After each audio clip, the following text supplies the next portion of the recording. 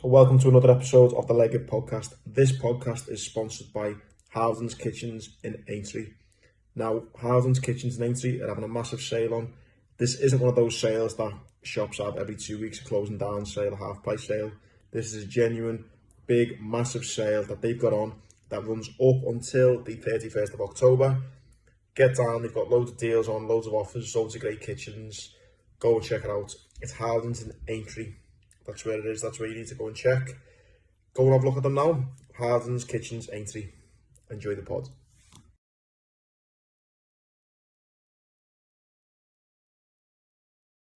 Don't you, so why not? Radio. Welcome to the Legged Podcast. This episode of the podcast is sponsored by Feel Supreme. There it is, CBD. I've been taking that CBD every single morning. I took it this morning. I take it with my coffee. I got up at 4 o'clock this morning, travelled down to London. I was flying, fucking flying. And they are obviously a local company, 7 years old. Super appreciative that obviously they're sponsoring the podcast. It means a huge amount to both of us. So I've got the CBD there. I think that's is that 500 milligrams there? Yeah. 500. Yeah. I've nearly finished it actually. Literally flown through it. They've got all kinds of products, haven't they? Yeah. It's not just the CBD now. They're branching out on all kinds, and it's really good stuff. Mushroom one as well. Mane. Sea moss as well. And they're all 100% natural, organic, and vegan friendly as well. So, you jumping on the CBD stuff? Might have a little go like. What is it, the one where you just squeeze your tongue? Yeah. I've had a little go one in the past, but I just can't stick with nothing. Me. Yeah. Forget about it and I think, I forgot about it now, so no point doing it. I've kind of made it part of my morning routine. Yeah. I take my Actimel. Actimel, yeah. I'm like a fucking child. I take my Actimel and a multivitamin and my CBD oil. Yeah. See, I need to get on them vitamins and that. Me again, I buy them and then just forget. Yeah. I need to just stick on them, do you know what I mean? Just get a routine in the morning, it's good, mate. But the link to purchase, obviously the website as well, feelsupreme.co.uk. And then on Instagram at feel_supreme as well. So the links are all below in the description and everything. Massive thanks to Feel Supreme. Feel Supreme, get on it. Properly now, we are delighted to have Sean Highdale. Cheers, mate, no problem. Thank you very much, mate. Really nice to meet you. You too. I remember years ago hearing your story, but more recently, which we spoke about the other day, was when James Pearce from The Athletic. Yeah. When was that? A couple of weeks ago now, 2 or 3 weeks ago, yeah.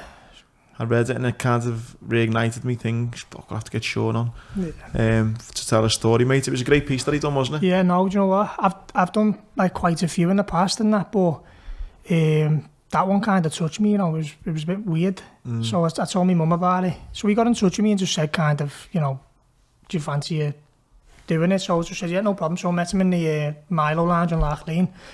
I'm just chatting just like this, just normally. Obviously had a little recorder there. He went away, done his own little bit and then sent me it. And then, I was reading it. I was getting all a bit emotional, you know what I mean? Thinking, because he went into detail, which I don't mind, but not many people do that. Whether they think, I don't want to touch on that subject. He just got it all out there and I'm just a straight open book as well. So anything he asked me, I just answered it. And then, when I was reading, I was getting a little bit swelled up and I told my ma, sent it to my ma and she messaged me as well saying the same thing. I've only read the first paragraph. I'll get back to it later because I'm a little bit, worked up myself. So it was good. That's obviously a sign of it being a good piece, isn't it? Yeah, really good, mate. It's probably best to start with then, right from the beginning, about growing up in Liverpool. Obviously, we all know Liverpool's a footy mad city. Yeah. I'm obviously guessing you were the same then. Yeah, of course. Yeah. In North End or South End? South, Halewood. When was the first recollection of playing footy and getting into it? Do you know what? I remember being with one of my good mates now, Steve-O, like being dead shy, and he was playing for Halewood, and I was just kind of watching, wouldn't really get involved in that. My half was like, go and get involved, and I was just like, didn't know anyone, and he got me involved, so we joke about it now sometimes, but he was the one who got me involved, called me over, said get in, and then I ended up playing from there. I had joined a team called Unswood, which was split between Unscross and Halewood. And then our team was scary, like we went all season without, we conceded one, but we let them score because it was about 40-0. And then the other kids were going mad, like us. So, but that was like, so we had a good team. A couple of lads from that went on to play for Tranmere. Obviously I went to play for Liverpool and that as well. So how old are you at this point? About 7. 7? Yeah, 7 or 8, yeah. Isn't it mad to think how young Start, yeah, to kind of to stand a good chance, mate. You don't hear of anyone really now, do you? No, and my little nephew now, it was funny because his dad was like motorbike, cross bikes and all that, so he was going down that route, and me and my dad trying to pull him towards the footy. Then he loved Everton, but now he's at Liverpool, but he's playing now, so me and my dad go and watch him every Sunday and that. And the manager's kid was played, and he was scary. He plays a year above himself, but because they were getting battered, they put him in for a bit, and he just took the piss and that, like, so. We were talking to him and he said the same thing, like what you're saying. He just kind of said, look, he's good, but I don't want to get carried away with him. Like, because obviously I know that he's good at 7 or 8, it doesn't matter. Because when I was at Liverpool at like 9, 10, there was kids who were like scary good. And you get to 14, 15 and like we're either growing in size, with the same size or pace-wise, and then they just go like that, you know what I mean? So it doesn't matter whether, obviously it's good to see your nephew or the kid's good at 8 or 9, but it doesn't mean anything at all. Like, it doesn't mean you're going to go and make it. There's a lot of steps before that. And how you know, at like 7, 8, how, like, are they like going in depth about like competitiveness, or is it like just all friendly sort of stuff at like that age? It's competitive, yeah. Well, the kids don't really. The kids just crack on, don't they? But the parents are having a little. So what I'm saying there, when his son, the manager's put his son on, he doesn't play for that team, he plays for the older one. At the end of it, their manager complained about him, said he plays for another team, he can't play here, honest. And then because they were getting murdered, the other manager said, put another kid on. So as I say, the manager put his lad on, and in the end he went to take him off, you know what I mean? So it's competitive, like, which we're like, fucking hell, it's only kids' footy, but you know, I still want to win. Like, you know, when my nephew's got the ball, I'm like, go ahead, you know what I mean? So you get involved with it, which is, that's the love of sport, though. Yeah, and you can imagine as well, because like at that, like, if my pet, if my son or whatever is that age at the academy, it's like there's a part of you thinks like, actually you could have a really good fucking chance here, and like, let's just keep fucking pushing him and pushing him. Thinking of the fucking holiday home. He's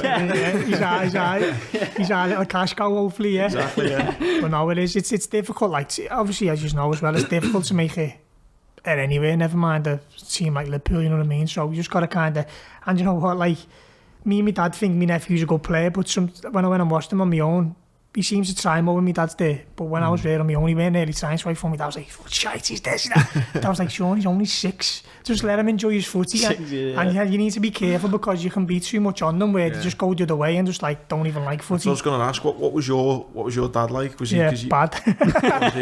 Because we spoke about it before, haven't we, Tom? You got that kind of Tiger Woods and Serena Williams kind of parents, and that Serena Williams, seen her in Venus, he was fucking like beasting them, weren't he, when they were like fucking 9, 10, 11, and you can argue and say like, well, was he wrong? But then the 2 fucking greatest women's tennis players ever, and it's like, I think what it got to boil down to is like how well you know your kid. If you know your kid's one of them who kind of just needs just to leave him, like I was the other, like I didn't mind getting, so there was times where obviously he'd say, come on, we're getting on the field, and I'd go, it's cold and that, but he'd drag me on there and I'd just crack on with it. So it probably depends on you know, knowing your kid's mentality. You know what I mean? Some kids might end up getting forced in the cold and think, I don't even want to do it. If it means I'm going to play footy, I'm going to have to do this all the time. They'll probably just swerve it. So it probably depends on that, really. But yeah, no, my dad was like that. He was a beast on me. Like, times coming home from training, I was crying in the back of the car. All that stuff, like, proper hard on me. And like, obviously when you're growing up, like playing for Liverpool, you play against obviously the same teams every year. So you're playing against the same kids. So like, I always remember there was a kid from Wolves called Kyle, and I could never get near him for like growing up and that. So he was quality, like, but then I've never been on the field and I was done in, and my dad was going, just imagine you're chasing Kyle. You know what I mean? Honestly, he was just in my head, and then obviously the years we go on, I'm progressing, and then I end up like towards the last couple of years before I got hurt, like it's me who's on top of it a lot, you know what I mean? Yeah. So but yeah.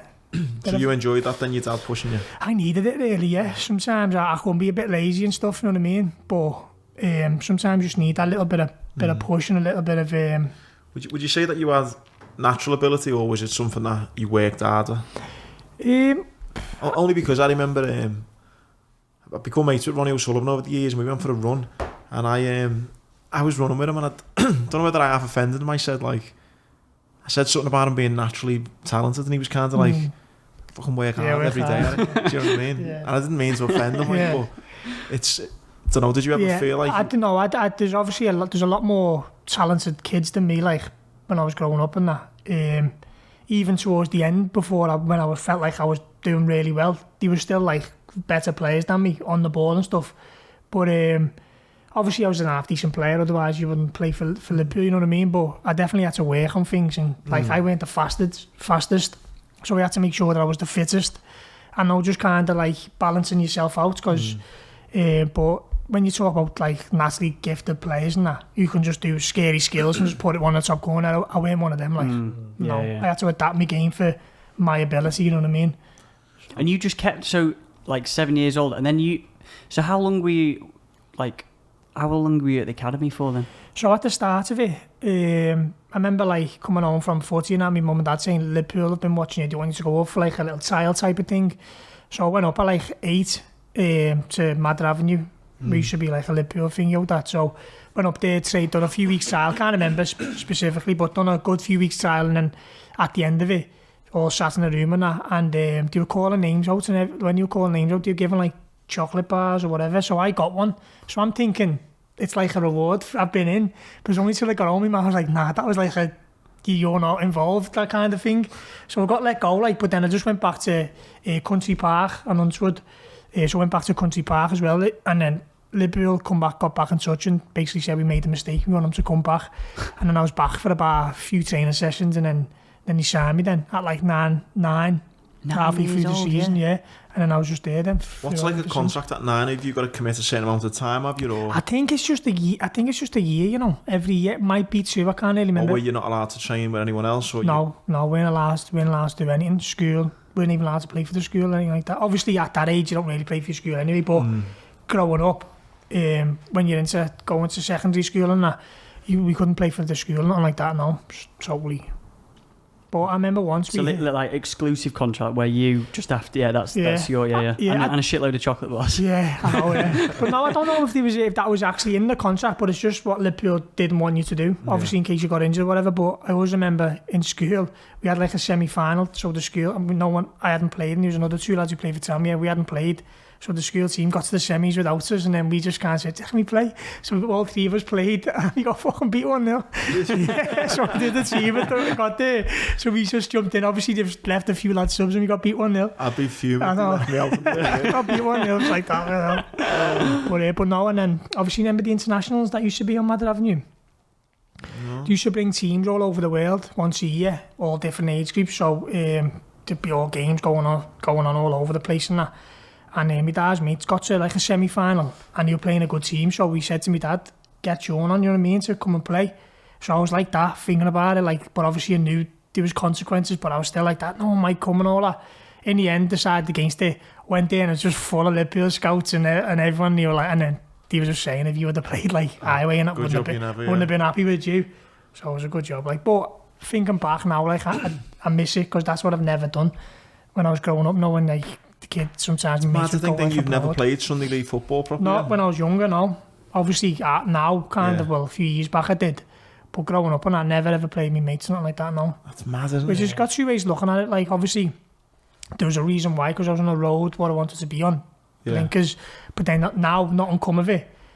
You feel like you missed a bit of it, you know what I mean? But pros and cons, like. And at that age, you thinking in your mind, I'm going to be a professional footballer now? Not at that age, no. Obviously, if you want to be, you know what I mean? But not at that age, no. I don't think it's till about 15, 16 you can really see if a player's got a good chance, you know what I mean? As I said earlier. So I always remember, mate, I was half decent when I was a kid. I had SARS at the academy. I was like probably the best left back in the league, like as kids growing up and stuff. So I always just so confident in my ability as a left back, and had SARS at the academy, and you just see kids from all over the city, and you're like, I'm like, fucking hell, just got tore a new arse. Different level. The levels that you think, like in that one particular league, I might have been the best left back, and you think this is great, I must be all right, and then fuck me, mate, it's just levels and levels and levels. No, it is. It's tough, as I said, like it's very, very tough, and it's only like kind of. As I say, it was only me and some other lad who went from under 9 right through, got a scholarship, got a pro. It was only me and 2 other lads. Everyone else had come and gone. No one was there. No one else was left apart from us. So it's only now you look back and think like, I done well there. Just how hard it was. Yeah, and how much I should be kind of proud of myself for doing all that. You know what I mean? But as I said, I kind of went from like, so for example, when I was younger, I remember there was 12 subs and I was the only sub. obviously 11 aside, so obviously that's not good, you know what I mean? But then I've just gone from strength to strength every year, and I think that's what was good about me growing up, is that I improved every single year. So yeah, I never like peaked too early, you know what I mean? So yeah. Was there a point in that academy time as you grown up where you think, nah, I'm gonna make this now? It's funny because like I broke my back as well when I was 14. I went in for a tackle and my knee got stuck in the ground and like shifted all my body forward.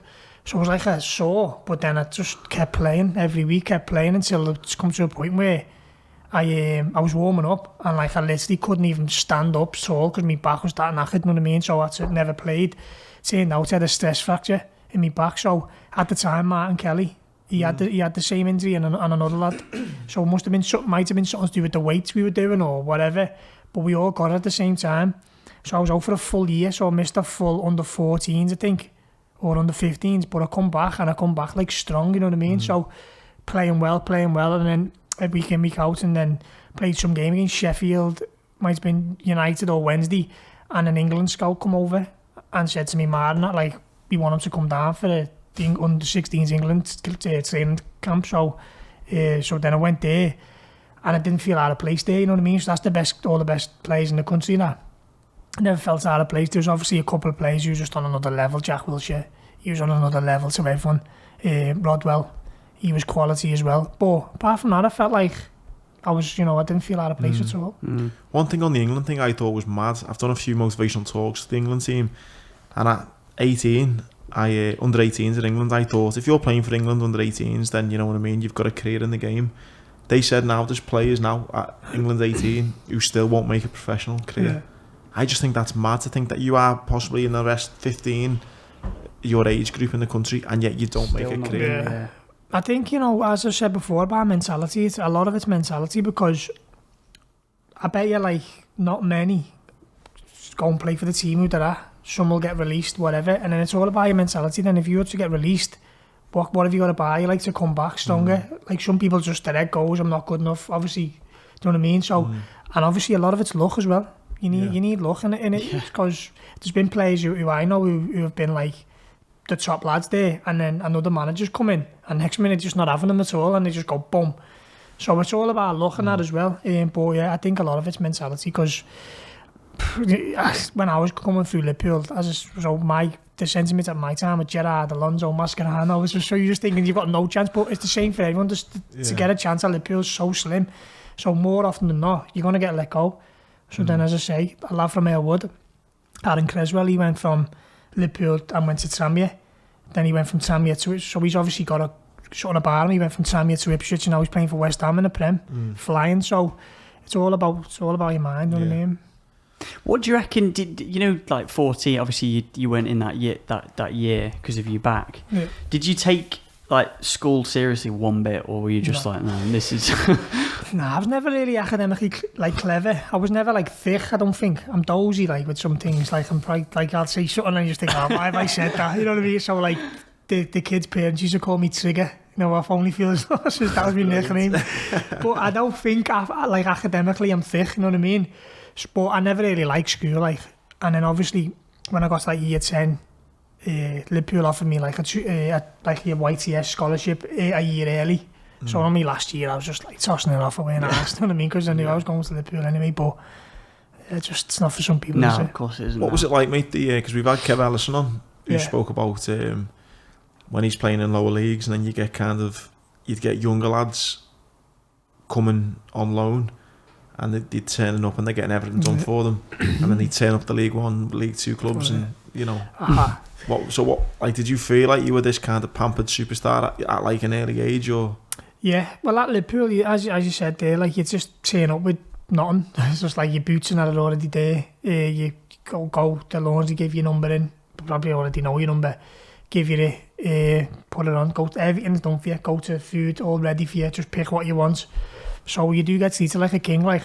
But yeah, I had obviously that experience when in the end I got let go from Liverpool. I went to like Oldham on trial and that, which was still all right. But then I went lower and lower. In the end, I was at Accrington, so I went to Accrington and turned up with nothing, like, because obviously I thought that's what I'm used to. And I turned up and they were like, "Where's your kit?" I was like, don't want to get a kid here. Like, no, you've got to bring your own. So anyway, they went in like the lost and found. They give me like a pink, well not pink, but like green shorts, purple top, yellow socks, and I was on trial, and that's what I had to play in. And I was just like, oh, this isn't for me. So you forgot your PE kit. That's exactly. I was like, do you like, where's your kids? I was like, don't know, don't get it. Like, no, don't get it. Let's see what we can find, and I just look like a divvy. So then I just trained once, and then just thought, no. It's mad how you say about mentality though, how that can affect your mentality. You know, if a player's getting given everything and sometimes he goes somewhere else, he might think, his ego might get the better of him and thinks, I'm just fucking too good for this. I'm not having to fucking pack my own kit. Do you know what I mean? No, of course, it happens, doesn't it? Yeah. Mate, it's like what we talked about the other day, and I don't mean to bring it up, but it's like a lot of people obviously have lost jobs recently with what's happened, and like, what was that story about someone who'd become a delivery driver? Like, they were a celebrity and then they were... Yeah, you know, the Scouse one, what's his name? I seen it, the singer lad, Ray Quinn. Yes, I was reading that today, for DHL or Hermes on. Because some people just, especially in that, like, if you're that sort of come from that background where you kind of, your ego is up there a little bit, isn't it? And to actually have the balls, if you're not a superstar, but if you're a celebrity, to then go down that route, I mean, fair play to him. Mate, yeah. And that's what I think what you've hit the nail on the head, saying about your mindset. I think if you're getting a rejection from somewhere like Liverpool, where you have been, like the creme de la creme, and getting told you know, the next Robbie Fowler, the next Steven Gerrard, and then suddenly you've got to go and apply your trade somewhere else. It does take a special type of person to bounce back from that. Yeah, no, I can only applaud people like him, you know what I mean? Because he's got I'm guessing he's got a family to provide for, so it's not having that like stubbornness of like, I've been there, I'm not doing that. He's just, you know, he's got to crack on and make money somehow, because we all know money doesn't last forever, and when you're in that spot, that's why, you know, although you're enjoying life, you need to think like, well, this might not be here in like 5-10 years time. So obviously the clever ones invest things and stuff for that time, you know what I mean? But yeah, no, it happens, it can happen, can't it? Yeah, cool. Mate, I know it's probably a stupid question, but especially at that age that you were 14, 15, but do they talk about anything to do with finance? Yeah. They do, yeah. Well, not at that age, but when you're turning into a pro and that, when you're turning professional, you're in there every day. Obviously, you're like 3 times a week, you'd have, like your afternoon would be college, but sometimes you'd bring a finance person in who'd speak about stuff. But again, like I'm saying there, at the time thinking, I'm just going to go and buy a pair of jeans. You don't think about stuff because you're too immature, aren't you? Yeah. It's only till you get older, like now, you start thinking like that's the right thing to do. But when you're like, I think when I was 17, you're getting like 700 quid a week, which is decent wages, you know what I mean? But at that time, you're like, well, what can I buy for 700 a week or whatever? 700 a week at 17 is fucking decent, isn't it? And you're living at home? That's just locals though. The foreigners are on like 2.5 grand a week. Really? Yeah, honestly, paid for everything, apartment. They get box right off. I think my contract was a 6, 7 and 8 or a 5, 6, 7, I can't remember. And each year, you know what I mean? With like 10 grand a year signing on bonus. Well, 5 ton a week, then 6 ton a week. Every year, and then every year it'd be another 10 grand signing on bonus, you know what I mean? That's what kind of locals would get. But yeah, the foreigners who'd come from Sweden, Denmark, they'd be on about 2 grand a week. I don't even know the sign-on bonus, but we just come in like a little Fiesta and whatever. They'd be in like Audi A5s, brand new. You know what I mean? And half of them are shite as well. And you're thinking, how are you got this? It's really frustrating, but... Is there that kind of that banter between them, like with money at that age? Like, how the fuck are you? Some of them are just dead quiet now, but some of them are like funny, cocky, if you know what I mean. Yeah. But I remember one lad, so he come in, his name was Astrid Adjurevich, some Swedish lad about 6'2", long hair and all that, loved himself. So he's come in, bought him for whatever, and in the first game we had together, I just gave him loads, so he'd sign loads of skills, he'd give it away, and I'd just be on him, you know what I mean? Come in the changes, and he said to me, he said, don't ever speak to me like that again, like that to me. So I said to him, listen mate, you better fucking get used to this, because you've got this all next year. And he went, I won't be playing with you, you're down here, I'm up there, like that. And it turns out, like, the next year, me and him were sent to mid together. But every time I've mentioned it to him, like, I didn't say that. I said, you did. Because obviously at that time, he thought, I'm going to be better than you. And it's just weren't happening yet. So got his eyes wiped in the end, like. You know. But no, it is. But you must get some characters at that age, because you're all going for a job, really, where you need to have an ego, essentially. You need to have a bit of an ego or something about you a bit to get there. But then you're throwing all these people in it together. Yeah, you now must it's have some fucking characters. Yeah, and that's that. Like again, it's only when you look back and when you're in the moment, you're just like having a laugh with your mates because there's quite a few scousers there and that, you know what I mean. And you're just kind of having a laugh and that. But it's when you think back, it's like the ones who kind of just did have a laugh, but they just do their own little thing as well, or like There was this one lad called Lowry, Dalaval, name was, and he just sit on his own straight back like that, just eat pure like salads and that, and we'd just be in there like just eating whatever we can get, pastas, everything. But like it's them ones who just end up, you never end up making it anywhere big, but it's them ones like who just sacrifice themselves, you know what I mean? Or like after training and that, I'd just get off me or go around the subway or something where like, so when you think back and you think, I should just carried on training there or just practice this and practice that, but when you're in the moment, you just, don't really think like that, do you? There was like a little, I can't remember if it was Nike, but there was a little mini documentary with Trent, and I think they went back to the academy, I think. And it was, I saw that, yeah. So it's because like, I think he'd asked some, obviously the people that who worked there are still there. He was like, so what's going on with X? And he's like, oh, he's an estate agent now. And you're like, fucking hell, of course. Like, you forget, don't you? You know that. Imagine you've been playing with Trent and now you're an estate agent. Do you know what I mean? It's crazy, isn't it? Like the different, like... Everyone's just take a different like, it's mad, the life path they end up taking, they end up being dealt, you know what I mean? Like, I've got mates who at Liverpool who went to living in Australia, one's playing in America. People are doing nothing. But no, it's mad because sometimes you'll see them in town and you're like, what's happening, you know what I mean? It's like, what are you up to? It's working here, it's mad. Yeah. It's mad, but back then, if you said, it's like, there was a centre half, he played for us, his name was Big Joe, he was obviously massive at the time. Just like, bully everyone, you know what I mean? But then, like, people go, you end up being a bouncer and being a UFC, you end up being a UFC and a bouncer, you know what I mean? Yeah, it's just mad. We had a 10-year anniversary for Afghanistan. We all turned up, and 10 years ago we were all in Afghan together, and you turn up and like, he's a car salesman, he's a fucking, like, it's all these random jobs, and you're like, fucking hell, 10 years ago we were all getting shot in a fucking ditch, and now you're selling fucking cars and I'm fucking standing on stage and you're doing that. Yeah, no, it's mad. It is mad, life goes. Yeah, crazy, isn't it? What was the best, we come on to your accident, what was the kind of best memory you had from kind of that? Like, I don't know, might have been someone you played with, or like... What do you mean, from playing footy? From your time at Liverpool, yeah, before your accident. My best memory? Or it might have been like the player you played with or something, or... Well, there's a story, a funny story. Well, it's not funny, but like, thinking back, it's funny. It weren't funny at the time, no. The England, when the brand new Wembley had just opened, England, my team, were playing Spain, so I got in the squad. And then I would have been the first ever Liverpool player to play at Wembley, the new Wembley and all that. So obviously made up on that. But Liverpool, the older ones, like, so these were like a couple of years older than me. They were in the Youth Cup final against Man U, Jay Spearing and players like them. So they were in the Youth Cup final against Man U at Old Trafford, like the next day.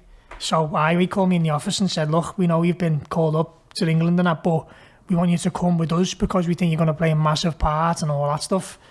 So obviously he's gutted, but he's the boss, you know what I mean? He's the main man. So stayed at Liverpool, went to the Pens and all that, didn't even get a game. Oh, but the lad I'm talking about, who me and him come right through together, he was in the squad as well, he put him on before me, so that's even a double whammy. So I didn't end up getting a game. Warming up, getting spat at by the Man U fans still. I was only 16. Just getting spat at by them. Jesus. Called all scouser, everything, you know what I mean? But yeah, didn't get a game, and then obviously we were on the bus, and then on the telly on the Mellisons is my England team, obviously because it's a brand new Wembley.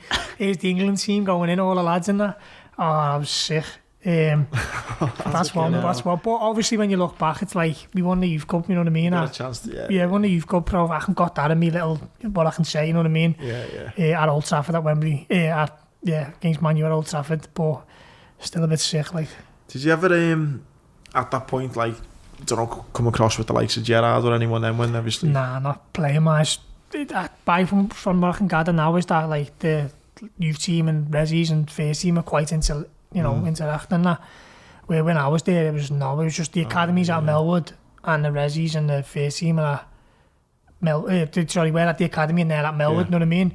And then the last game before my accident, me, the lad I'm on about who would come through with another lad called Nathan, we got called into, the manager called us in before that game to say, like, you're going up to Melwood after the season with the Resis and that. We're a year early because we're only a first year scholar, so we went, you're going up to play with the Resis next year. So then we would have been based in Melwood. So although we wouldn't have been training with Gerrard and that really, you would have probably passed them by in the Melwood, which is obviously was my dream because he's my idol. But yeah, and then obviously the next day I had the accident then, so never ever happened, and then they went up to Melwood and went away with the first team pre-season and all that. Fucking hell. But It is what it is, isn't it? What was it the next day then, was it? The next day, yeah, the Sunday, the 6th of April. So what happened with that then? So, Just, Sorry, what was the date? The 6th of April? 6th of April, the accident was. Which year, sorry? That was, how old was I? I was 17, just turned then, so 13 years ago. Right. So whatever that is. Yeah, 2007, 2007, yeah. So it's, it's been a long time now, like. But, yeah, no, just as you were saying there, we just, we're going to the pictures. Remember the pictures back then used to be Lime Street Station. They used to have an Odeon there, didn't he? Remember? So we were going to pictures there. So we walked around to the Unscross train station and that. And got round there and the train's on strike. So, like, which is not really heard of. They never really go on strike, well, very, very rarely, but they were on strike anyway. So walked back round. And as we've come back round by the co-op, my mate's pulled in his new car. He's only just passed because we'd only just turned 17. So he's one of the oldest, so he was the first to pass. So get in the car and that. So we just got in the car. And then from that moment then, I can't remember a thing until like the nurse waking me up saying, like, obviously talking to me, you've been in an accident and all that stuff, you know what I mean? Just a total blackout. From the second you got in the car? From the second, I can only remember speaking to me mate through the window, and then I can't even remember getting in the car, so I couldn't even tell you where I was sitting. Obviously now it's gone right through, and obviously they have all like professionals look, and they can tell everything just by your injuries, they know where you're sitting and all that. But from that moment, I couldn't even have told you where I was sitting. Total blackout. That would just like play on my mind, like to just, like fucking just remember. Do you know what I mean? Just remember, like. It's mad. But then I suppose on the flip side of that, I suppose it's good. No, that's probably the best thing that can ever happen to me, because you know, obviously you're just saying about your mates in Afghan and that. I'm probably pretty sure some of them will you your leg, and some of them might have died. But even ones who never have come home safe and sound, they're just they're done in there because obviously what they've seen, and obviously yourself. I can't remember nothing. So if I could remember it, I might have been a bit messed up in the head seeing me mates die. Like, there's a couple of dead at the scene.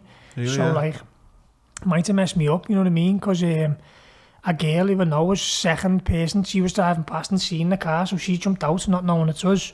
She's got enough, lucky enough, she's got one of the lads' phones and phoned me dad. So obviously me not living too far away, it was in Speak, by the Speak Boulevard, and I was living in Wood, so my dad was one of the first there, so he seen everything, you know what I mean? The ambulance had just got there, so we couldn't come over and that, but he could see it all, and he said it was a bit of a mess, like. What actually happened then, Sean? So so obviously, as I say, we were in my mate's car, and then so there's a fella who kind of seen what happened, and he was a little bit mad, Mum said, because he just hung around the Aussie and that, and kept trying to like tell me Mum what happened and that, and obviously my ma's head shot and that, saying just like kind of, you know, give me a bit of space, whatever. But he said he helped us. He said he like pulled the tongue out of all that. If someone was joking, he said he helped and that. But he said that we've joined on like the like a slip road. We've joined it, and obviously if you're coming side to side with someone, you slow down, don't you, and kind of go around the back. We've tried to get in front of it and just clip the front of the fella's car, and then that's just made us go toppling then. But they reckon we were doing about a good 70-80 mile an hour, like. And then we just come right into the trees then. But lucky enough for me, it's been proven that I never had my seatbelts on, so I got launched out the car, where the last impact was hit the tree. Apparently everyone in the car, who was in the car then, just died. Fucking hell. So were you the only survivor from it? No, there's 3-1 come out with nothing. Me, who obviously had all my injuries and that, and then one of my best mates who said he played for Tammy before, he's still in a coma now. Still, yeah. Still, like, just like, it's called like a low awareness coma or something, where his eyes are open, but he can't like react to nothing, do you know what I mean? 13 years on. Jesus. Yeah. So we just get 24-hour care and stuff. So there's three of you with your injuries? Five. Two died at the scene, yeah. And then obviously, those three then. So I was very, very lucky.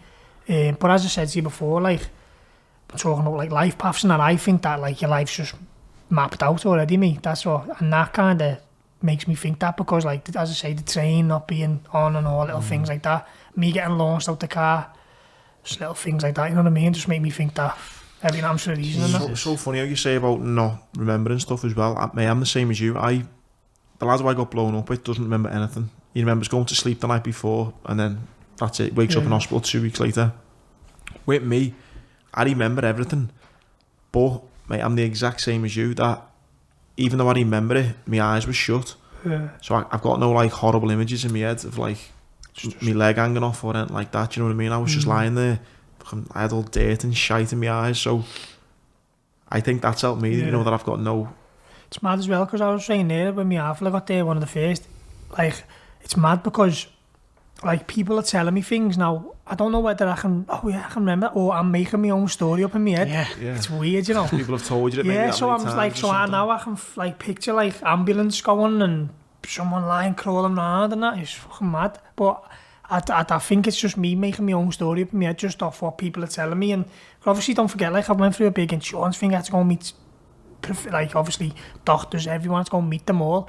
And they'd tell me what they think happened by, like, the cars at this angle, going this speed, so this would have happened. They just know everything. And it's just mad, just taking little bits of information off everyone. I think I've just made my own story in my head. You know what I mean? Yeah. It's fucking mad. They say that, don't they, about like a liar? It's like if you've kind of told yourself a lie so many times that your brain thinks it's actually true. Yeah. Do you know what I mean? So I'm guessing if you're getting told so much information over the years, you're like, well, yeah, that's honestly, what must have happened. it's a weird feeling, like. Fucking hell, That is, fucking I can't believe that your poor friend, 13 years on, is still, you know, that, like, fucking hell. And it's like it's like sliding doors, isn't it? It's like, you said it then, you know, the train delayed. You know, even that person who car you clipped, if he'd set off 5 seconds earlier, There's something, there's something called, isn't it? I think someone's mentioned it to me. It's called a butterfly effect, I think. Yeah. And it's stuff like that. It's like, that's why you should never moan about, like, going the wrong way or something, because you don't know, like, if you went the right way, you just don't know what could have happened. It's just mad.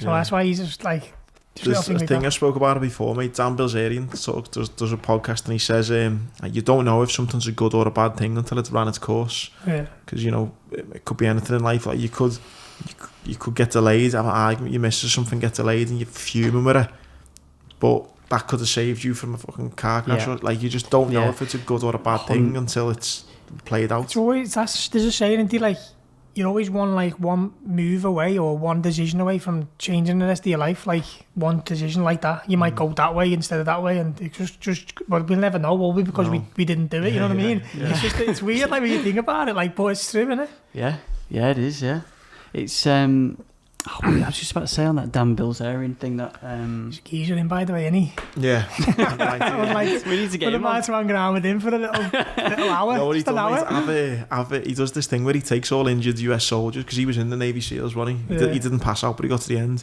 So he, like, takes loads of injured soldiers to all his mad parties and stuff, and he says sometimes, like, send an email.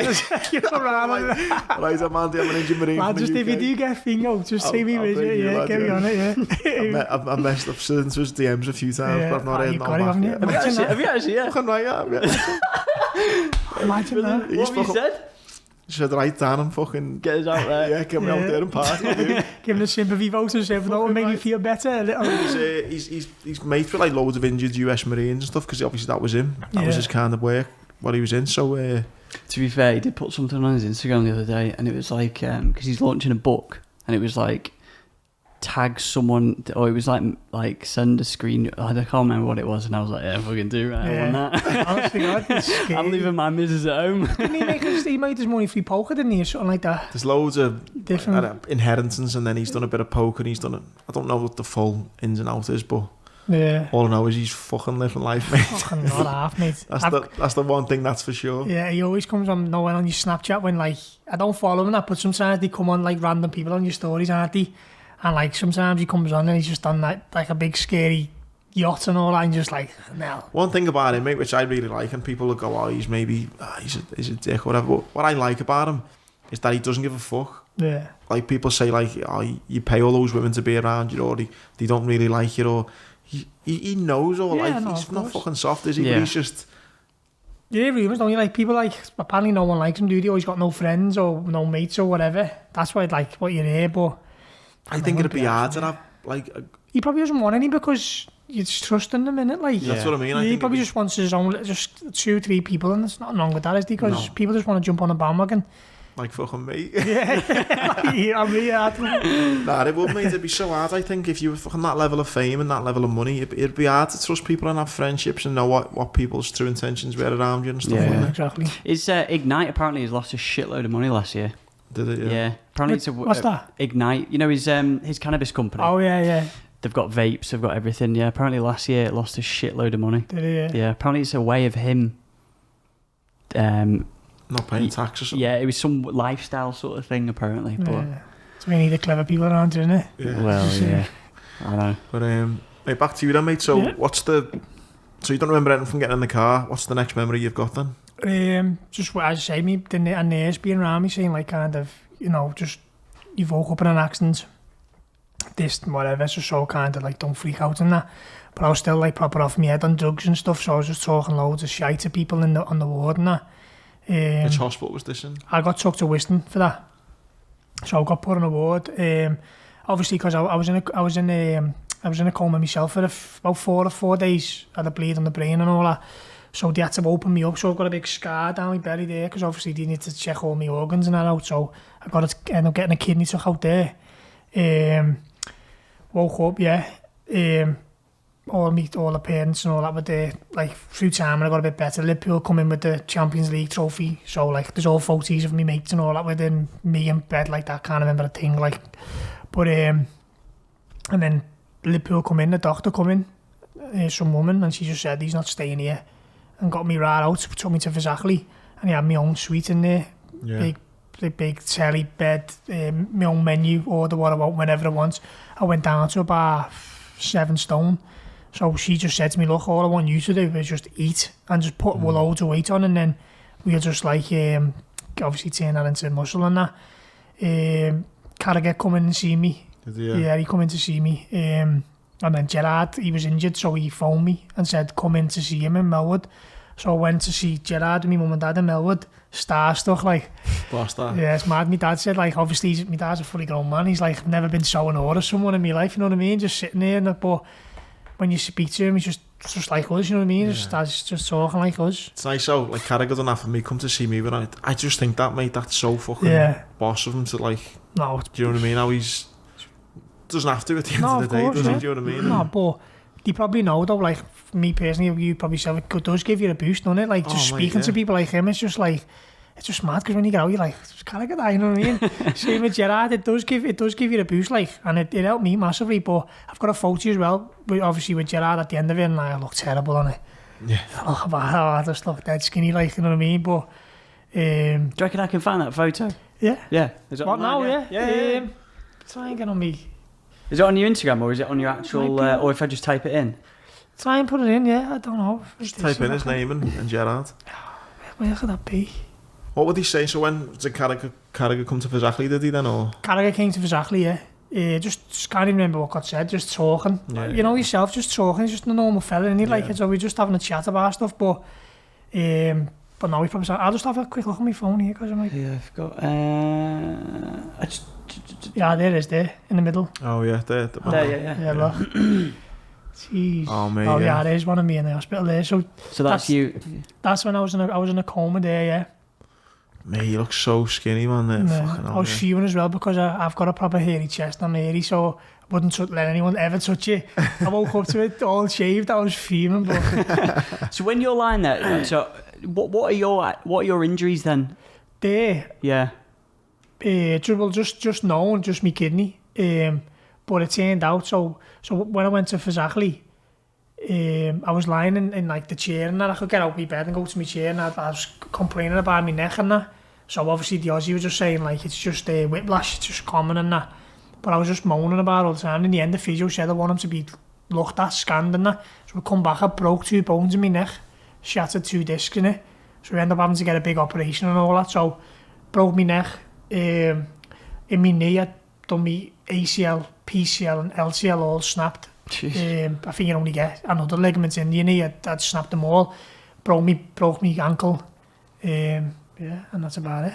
But yeah. But just to the one leg? In my right knee, yeah, which was my main one now. Like, But there was no injuries to your left leg?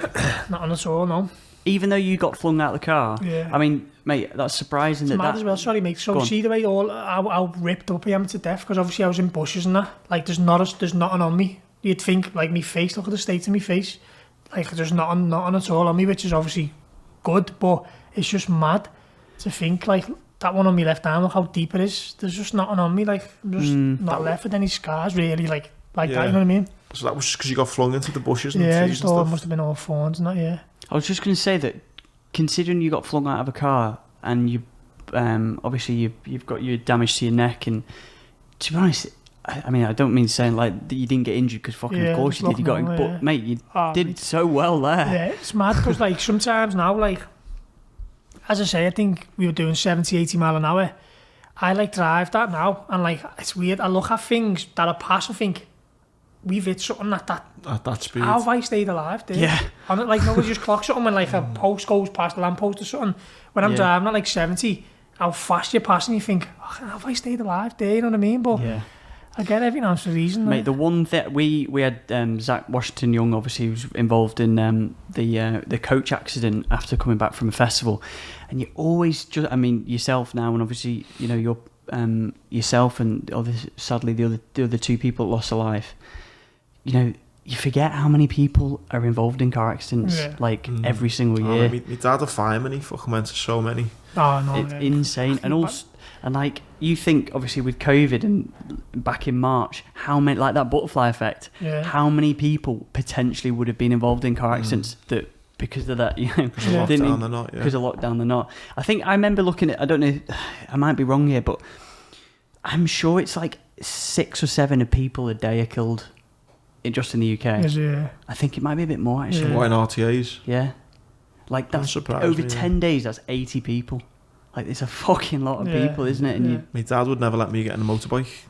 Because of that? Yeah, because he's just been to so many. As a fireman, he was like, you're not getting a motorbike. Well, it was like, obviously I can't remember, but my dad was saying to me that he was kicking off because I was going out because he had footy the next day, Monday. So he was obviously like, stay in, you know what I mean? What are you going out for? You got footy up early. I think that happened at about 10, half 10, and he said, like, just before it, I'd phoned and said, I'm on my way home now. So it must just like, boom, must have just happened right after it, you know what I mean? But again, it's mad. I can just, as I say, picture things in my head. I feel like I can remember telling them to slow down and that. But I don't even know. That's insane, isn't it? You know, when you did start kind of getting your... Like, I know the feeling when I woke up from my coma, there was a few days, can't really remember anything, but when you do start getting your head back together, was football at the forefront of your mind, or was it just like, I need to get better, or were you thinking, can I still play? Can I, like... Yeah, so like... Right after it, I was just thinking, right, I've had an accident here, I'm going to be out for a few months back in footy. You know what I mean? That's what I thought in my own head. But then it's only till, like, I could get radios and do more scans and that.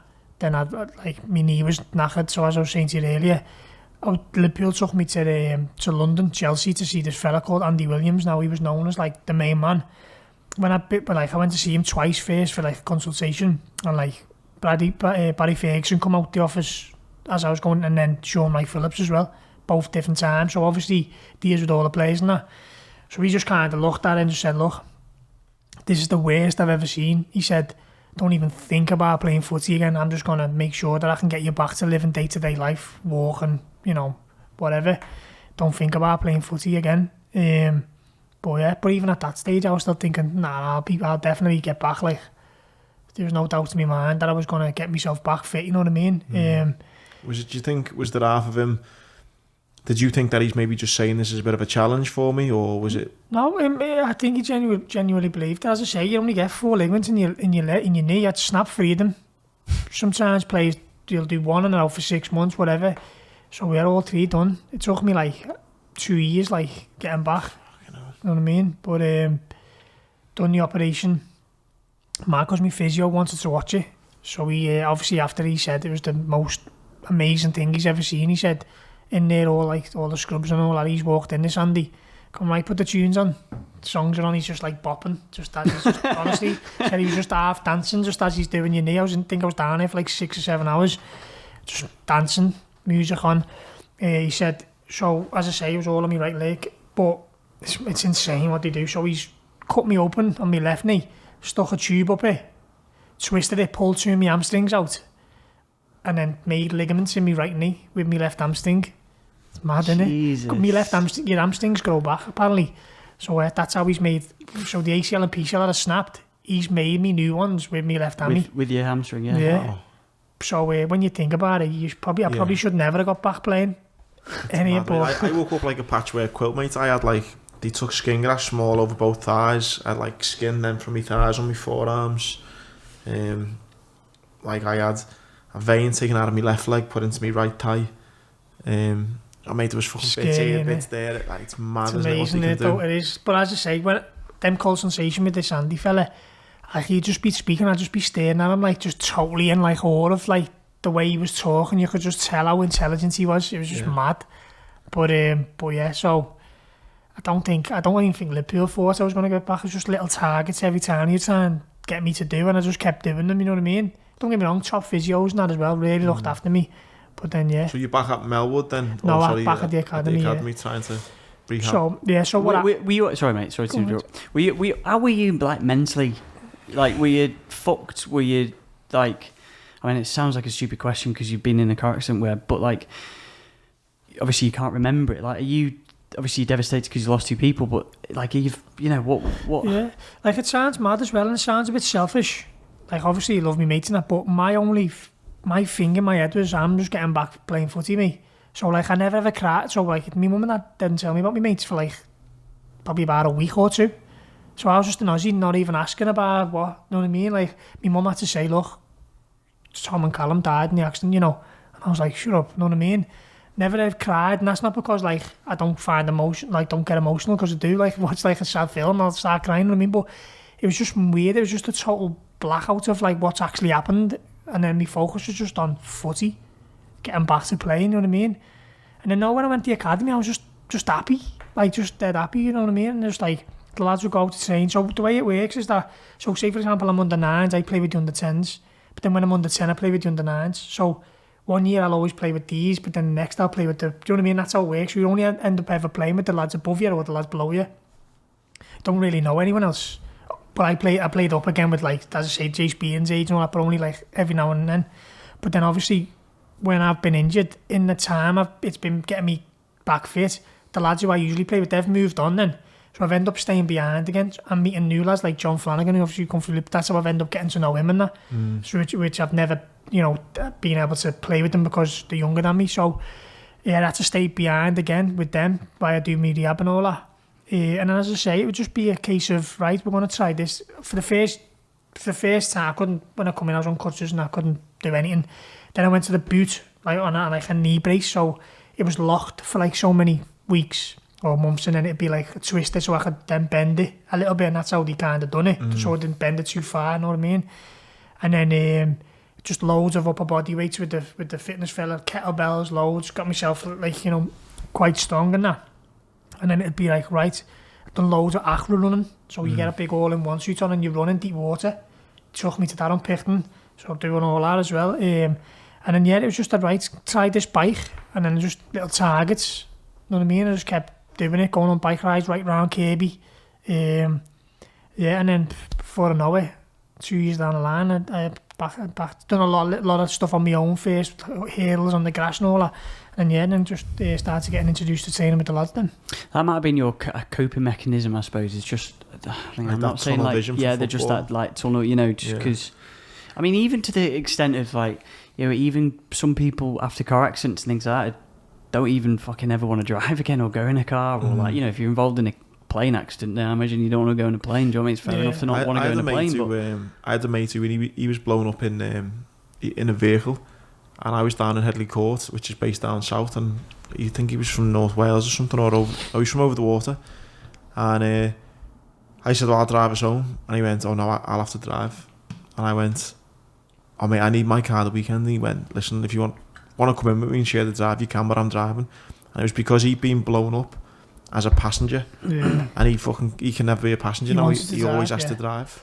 I'm a little bit like that though, but it's not like because of that, if you know what I mean. I don't know whether it is subconsciously, but I feel that nervous when I'm not driving, me. Yeah. Because you're not in control. Myself. Yeah, I only trust myself. Don't get me wrong, I will do it, but like I'm a bit on edge, you know what I mean? With myself, I just as I say, I don't know whether it's subconsciously in my mind or not, but yeah, I'm a little bit like that, to be fair. I'm exactly the same. I'd rather, if I was to kill myself, it'd rather be my fault than someone else, because you can control it, do you know what I mean? Yeah. Exactly. What's interesting, mate, about having that tunnel vision of just thinking about football and stuff, it's funny, isn't it, how your career, I know some lads who've been blown up, and the first thing they're asking is, like, am I still going to be allowed to stay in the Marines, or have I still got my job, or, do you know what I mean? When I got fucking blown up, I knew straight away, I am not going to be a Marine anymore. Like, I don't know, I just knew straight away, and it's mad how the brain works. We both had horrific injuries, but you went, no, like, let's get back to playing, and I was like, I am fucked here. Do you know what I mean? It's mad in how mindsets can. I didn't know anything else, so I had no other real like kind of. I thought to myself, I had no other option really. Do you know what I mean? You've got to make it work, yeah. Yeah, I took try, So in the end, the academy director at the time, Frankie Mack, he called me in the office with the physio, Dave Galley. He was the physio when Liverpool won the Champions League in Istanbul. He was the physio, come down to the academy, and he was top man in that. And he kind of said in front of me, at this time, don't forget, I'm feeling great. I'm training with the lads, I'm doing well, whatever. And are you feeling like you can play again? At the time, I'm feeling like I can play, I'm saying, you know what I mean? So then he basically said in front of me, tell me about Sean, like, is he going to be all right? So he says no. And I'm like, what do you mean? No, I'm saying, like, listen, your injuries are that bad. In 5-10 years' time, you're going to be knackered. There's no chance you'll be out, you know what I mean? It's only now he's spot on. Like, I can play, but I'm in agony the next day, like, struggle to get up the stairs and that. When I wake up every morning, regardless, my ankle won't go flat for like about 5 minutes until it's warm and stuff like that. So we were spot on, like, again, I was like, no, I am, but Frankie Mack was kind of saying, look, just stop playing footy. And at the time, I was like, no, but what he meant was, we'll look after your reference here and all that, because he knew the extent of a payout I could have got through injury and through loss of earnings, through footy and that. Obviously, I wasn't bothered about the money and that, but when you think back, like, that's what he was saying. Just forget footy, just, you know what I mean? But I got to work on him a bit, mate. So what year was this? Because he got me in to do a talk for the academy Frankie, lads. This must have been... Was Clive Cook there as well? Clive, yeah. Clive, San, nice fellas, Clive. Phil Roscoe and that. Phil, so they got me in to do talks. Did he, yeah. There's only a very few who are still there from when I was younger. Clive's not there no more. No. Phil's changed his job and that, or whatever. But yeah, a lot of managers or coaches and that all changed from that, you know, the time from me having the accent to like kind of towards the end of it. What was that like, mate, when you kind of getting that news then, you know, where it's like, actually, nah, you're not gonna you're not gonna play for Liverpool? Right, innit? Obviously, don't know, to be fair, then they put me on loan at Oldham for a year. So they said, look, we've sorted a loan deal out, go to Oldham for 12 months and see how you are. But I fucking hated it there. Paul Dickhoff was the manager, and then some fella called Jerry Taggart, I think, was the assistant, just dated scousers. I was just there on my own, full of manx and all that. So I just didn't like it. In the end, I just stopped going, and I was half shite there as well, so I don't think they were asked that I never turned back up. So they never phoned me, I never phoned them, but I was still getting paid from Liverpool, you know what I mean? So they were paying the wages, and I was just doing nothing. And he was just fuck, I'm not going back there.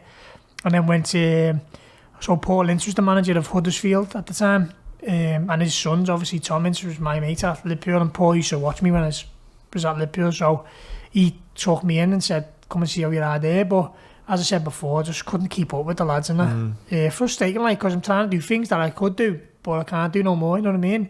Yeah. So it's one of them things, isn't it? How did it then kind of come to a head where it's like I don't know, with the compensation and like, look, this has got to end now, or how did all that kind of come to a head? So that went on for like 5 years, that. It was long. So again... So it wasn't a case of like Liverpool saying like, we're releasing you and there's your compo package type thing? No. Actually, you had to prove you were going to be that good, you know what I mean? So obviously this list there was top. Catherine from Panoni, she like got in touch with everyone. Gerard done a statement, Carragher done a statement, went like Jack Wilshere done a statement. No, just saying, just bigging me up. Probably might not have even seen me play, but just doing like, just bigging me up. But obviously that all stands me in good stead. So it's all like 5 years of proving things, the seatbelt. So I got a lot of money took off me because I never had my seatbelt off. Really? But then they made a compromise. So like I only got 10% took off me, or 15 when it should have been 25, because they proved that it saved me life. It's mad things That's like crazy, that isn't it? Yeah. So it just like, so it just goes on for years and years. So footy wise, I went like lower and lower and lower, to the point where like I was playing and I was getting like 50 quid a game, but I was travelling to like some places quite far in the end, and I just thought, I'll just play with my mates. So then it come to a stage there where I just thought, I'll just again just go and play with my mates and that. But this was always ongoing. It's only till you actually get the payout that you can't play professional no more. Otherwise you've got to give up some back or whatever. But I would never been able to anyway. But I think that is one rule. But then from when I had to go and play with my mates, obviously no income anymore, so I had to go and work in Jag. So I've done a year in Jag, in Johnson's, just rolling leather out into the seats and that. But like we were saying earlier, like you've got to crack on with your life. You've got your life to live. You know what I mean? Fair play to you, mate, for doing that, because you could have just sat there thinking, fucking hell, used to play for Liverpool, and you might have thought, oh, I might get a payout here or something. Like, but actually you didn't. You got off your arse and you thought, fuck it, I need to. I always knew it was coming. Like I remember at the start, like the lad who died, whose car it was, and his mum said, look, the insurance is there, I want you to claim off and all. I was like, no, I'm not claiming off my mate's insurance who's died. And I mean, she was like, look, that's what we pay for, that's what it's there for, make sure you do. I had no extent at the time, like I thought it'd be about 20-30 grand or whatever. I had no extent at all. But then I'm working, and obviously like in the background stuff's going on, and then they made an offer, a first offer, and like that's when I thought, fucking hell, you know what I mean? But then it was just a matter of timing, but I just had to crack on. I had, my only income was coming in from Jag. My dad maxed his credit card out, keeping me going and all that, so... That's what you need, family, isn't it? When of course, like that happens. And that's what one thing, the only thing I'm made up about that I've been able to repay them back everything and more. And like, hopefully, you know what I mean? Things like that. And that's why I've kind of set up my own businesses now, with that in the future, that they can just swerve away and just live a comfy life, you know what I mean? That's my plan anyway, that's my goal. What age were you then when you literally just knocked it on the head then, football? Footy, even like amateur and that, or just professional? Professional, yeah. Professional, probably about 21. All right, okay. 21. So how old are you now? 29. 20, all right, yeah, so 8 years ago, yeah. So probably 21, yeah. But then started playing for Vauxhall Motors for a couple of seasons. Went down to Bearsco for a couple of seasons, a year or two. And you're still holding your own, are you, playing with these? Yeah, no, I'm doing all right there, yeah. I remember the manager at Vauxhall Motors, he kind of said to me, look, we're gonna have to kind of let you go, because you're too good, but you're trying to knock passes that our players can't. Yeah. You're seeing things that we can't. We don't want to play. We can't play like that because we don't want to play like that. We just want to get it and put it in the channel and turn them. And I've been brought up playing for Liverpool. My only know is to get it, give it feet, move, get it back. That's the only thing I've ever been brought up. So me kicking a ball into space, they're all going, great ball. I'm thinking, I can't do it physically. Just can't kick the ball to no one and be happy with it. So balls are coming into me, I'm just knocking around corners to players, and they're not there. And although like I'll probably look shit, it's actually people who know the footy, like, that's actually a good baller. And in the end, he just said, look, the way you play and the way we play, it's just... So I just had to kind of leave it there, you know what I mean? But I could definitely hold my own. I still love the tackle, even with my knee, you know what I mean? Still dead strong. And did you have any other injuries or any other... setbacks after? No, little niggles, obviously, when for that long you do, you know what I mean? Your hammies obviously shrink a bit and all that stuff, but nothing. Because we spoke when we had Carragher on the podcast, he said that there was after he broke his leg, he said he played in a mini derby or something, and everyone was saying, because after he broke his leg, obviously horrific injury, they're like, your first tackle, you need to fucking get out the way. And he tells a story where he just goes from fucking 2 foot to this fucking lad, you know what I mean? Proper 50-50. And he tweeted us, the lads after the podcast, was like... Steve. I can't remember it. I know the lad, I think I seen him tweet that tackle. Yeah. I know the lad, from Bayage. He texted him, he tweeted him and went, yeah, Carragher, that was me, you fucking 2 foot. Yeah. So surely, mate, the first, like, fucking, like, say, you're saying you love a tackle, surely that first tackle, was you not feeling a bit like, can't remember it like the first tackle, but you do need it. Like you do need to, but you can't go like silly because you end up hurting yourself. Yeah, when you try and hurt someone else, you just get hurt yourself. Yeah. That's just what happens. You know what I mean? You've got to be strong and fair.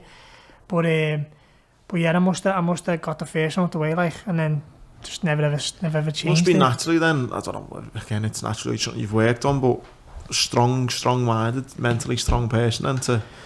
Yeah, I don't know. I didn't happen, did you? Like I always talk about, I lost my mum when I was 12, so I always say like, fucking getting blown up was easy compared to that. I think that made me. Did that happen? Do you think, or you've just in your younger life where you've? No, just. As I say, it brought me back for a year, but obviously you had to come through that. But no, just I think it was just the kind of player that I was. I was like, I weren't like one who get and do 4 step overs and whatever. I was just the kind of like rough and ready. I put my foot in, I win my headers, I get around the pitch, keep it simple-ish. That was kind of just me as a player and that, you know what I mean. So, but no, I just, as I say, it's just my mind's just on like every answer reason. So like. If it happens, it happens, and that's how I kind of myself deal with things. So like, I done a podcast the other day with some Irish fella, and he kind of said to me like, I don't know, he just kind of said to me like, how do you deal with things and that? And I just said, oh, do you ever get any like help from psychologists or whatever? I got offered all that, like, but I just want to everyone's different, and I just wanted to deal with it all on my own. Do you know what I mean? So yeah, I don't know. It is crazy that you've been able to just like, it's not, I suppose you could call it black and white, isn't it? Like it is what it is. Do you know what I mean? Yeah. It's I mean, some people like go through delayed trauma, don't they? And then it comes back. I'm not saying that's obviously not the case, but it's just, I mean, everyone's different, aren't they? Do you know what I mean? So like, some people can really get affected and get, you know. Everyone is different, and I say that all might have helped me that, but I just at the time I just thought like, but what can he say or she say? What's going to help me? Like. They can't just sit there and say, right, you're going to be okay because of this and this. It's only me who can make things okay, you know what I mean? So that was my mindset. I was like that with you, mate. I didn't accept any help or anything like that. And again, it might have put me in good stead, but I was like, my biggest thing that killed me was I was like, lost the ability to have kids. I thankfully went on to have a little girl through IVF, but at the time, it was like, at 20 years of age, getting told you can't have kids. And I was the same as you. I was like, what fucking good is talking to this psychologist? It's not going to make me have kids. No. Me fucking moaning that I can't have kids. No. It's not going to make them have. So I was like, what the fuck's the point? They went, I know, but it might help for you to just. I was like, no, get the fuck. I don't want to fucking. No, exactly. We're very similar in the way we think, aren't we? Like, that's exactly how I was as well. I'd be thinking, like, I'm not just having someone there just saying, like, you're going to be okay because of this, and this. It's like, no, I'm not. Like, I'll make. The only way I can be okay is if I make myself okay, kind of thing. So, yeah, that's how I dealt with it. And I feel like I've done a pretty good job. As I say, like, I've not. Very rarely, like, I think I broke down once or twice, like, throughout the time. But apart from that, like, I've been alright.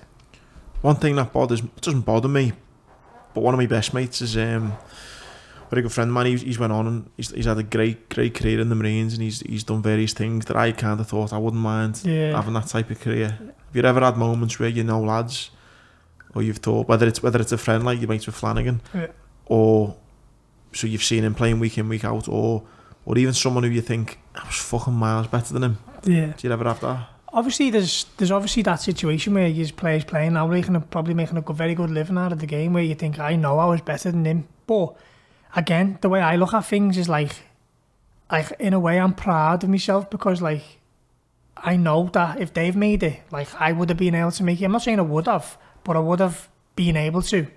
If I got luck on my side and all that stuff, then it makes me proud, you know what I mean? It doesn't make me bitter.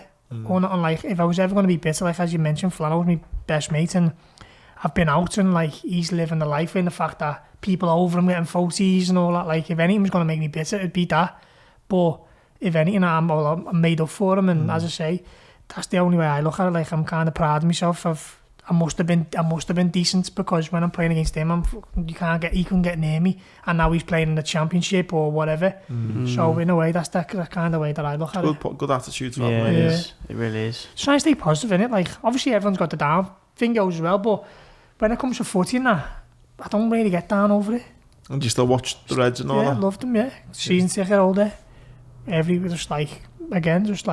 That's what I would have asked before. I would have got them to throw that in. Throw that in the dingo, yeah. I know. No, lucky enough, my mates can't go. So because now, just at the beginning of the season, you can update your fan update, can't you? Oh, he threw you on. He gave me one, so I made up with that, like. And mate, I don't know if we can talk about it, but what are you doing now then, in terms of work? What did life have on for you after football, and what did you get into? So property. I was going in. So my mate was working as a chef. So again, played for Liverpool, working as a chef in a nursery. Now it's mad, isn't it? Yeah. So used to go in the nursery to see him. And I'd be in there and then I'd see like Coutinho's kid getting dropped off and all that, and obviously they're just cash cows out in nurseries and that. But I remember I met his brother-in-law was the owner of the nursery, so I kind of said, any chance of buying in here, you know what I mean? So we ended up buying into the nursery. So I own 25% of a children's day nursery called Waverton. And then me and him, Bobby, went on to do our own little property developments and that. Bought something on Smith Down, done it up into flats, sold it on and that kind of stuff like that. And now got quite a few sites in town now. Just doing that. And I've just recently opened like a residential care home for up by your way. It is. So just kids who are like, they've got like, the mum and dads might be like alcoholics or whatever. They've gone into care and that.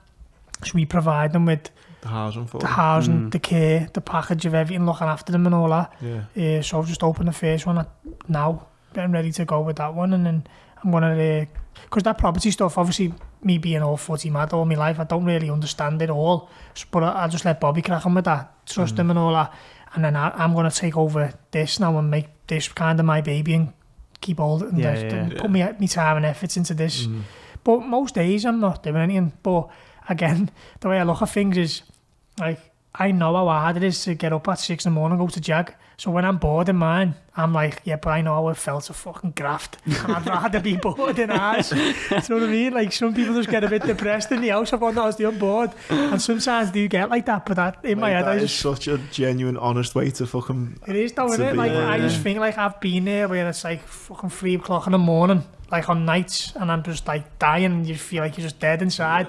So when I am bored with nothing to do, I just think I just know how that felt, and I'd rather sit on this couch all day. Sometimes, mate, I've during this lockdown, mate, through the speaking and stuff, like, I've not been working and stuff, and even before lockdown in general, if I've been bored or whatever, mate, I've worked fucking 16-hour days fucking every day for a month and got paid like 500 quid. You know, when I was in the Marines, I've been fucking getting shot at for every day of a month and picked up fucking 1,200 quid a month. Do you know what I mean? Like, I know a fucking hard day's graft. Like, do you know what I mean? So it's like, mate, that's a great answer. It is though, it's true, isn't it? So I just, as I say, it's shit and I'm bored and whatever, but I'd rather choose this all day than just standing in a factory. Like, obviously no disrespect to no one who works in a factory, but I know. Like, if you've got a choice, mate, then fucking so I'd rather be bored, And it's always the same time. I can keep myself busy till about 1 o'clock, mate. And then from 1 till 5, and I'm fucking bored. So. Mate, after this, mate, we'll be getting coffees every day now. I know, honestly, it's like that. I mean, anyone's just trying to hang around with anyone. But I know what, I like my own company as well. So I'm not embarrassed to go and just have a little something sweet on my own. Or hey, I went to pictures once on my own. I was just, my dad, what the fuck are you going to pictures on your own for? So it's about 1 o'clock to see that blue boy or whatever. No one's going to be in there and some lad just come in, even he just come in with his beer and just thought, I just look like a titty just sitting on my own. There's only 3 of you in there. Only us in it, him and his beard, I'm just sitting there on my tab just like that.